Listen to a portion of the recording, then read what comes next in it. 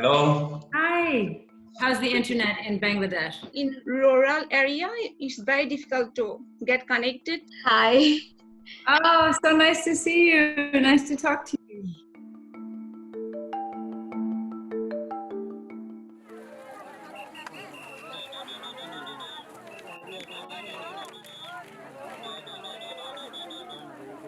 How many Rohingya are in Bangladesh? So there's nearly 900,000 Rohingya refugees in Bangladesh now.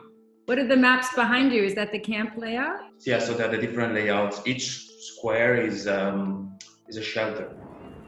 I think that while all attention is turned to the COVID response now and the pandemic and, rightly making sure that we can, get through this and keep as many people safe as we can, that's the thing that I hope that we all don't lose sight of in the end, is that most of the Rohingya have been in Bangladesh now for nearly 3 years.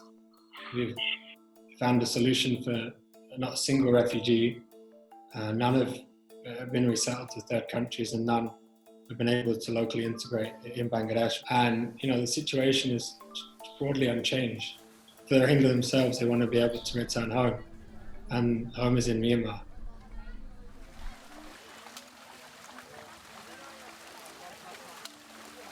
How long have you been with UNHCR?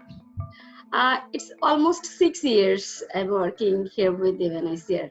It was a bit difficult time for me because when I started, I was only one person from the mental health and psychosocial support team.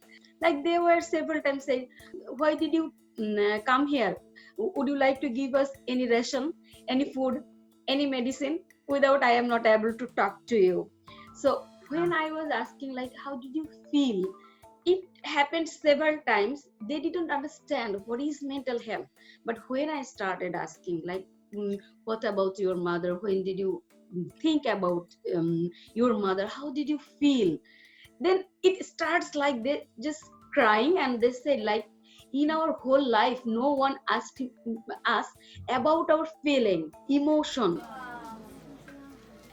I've visited, but I've never really spent as much time as I'd like speaking to people who are extended displacement within their own country, but stateless.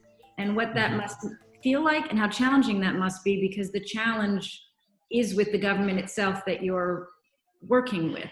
Yes. And the solution in many ways is with the government itself that you're working with. I'm at the forefront of negotiations with the government of Myanmar. When I have to engage with them, I have to understand the broader picture.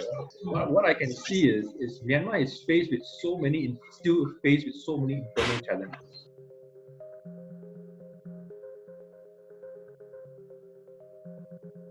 When I was there in Bangladesh and you see this, it's quite daunting. In the Bangladesh operation is one of the largest operation in the world, which has the 52% women and girls of the total population. During this COVID-19 situation, as we know, due to the all restriction lockdown, we have to also close down this learning center in the camp. They're trying to develop the modality how to work with the children while they are inside the house. So we have some the audio message, and it's for targeting for the children as well as their parents. Always so much to do in these camps and situations. And I think people often don't realize what that means to a refugee. To lose your land, to lose your home country, and to be able to return is something we see too little of today. Very, very few returns. I really hope that there will be more political will, more diplomacy, more understanding to find the solutions. Because the numbers are so high and the people have been displaced for so long.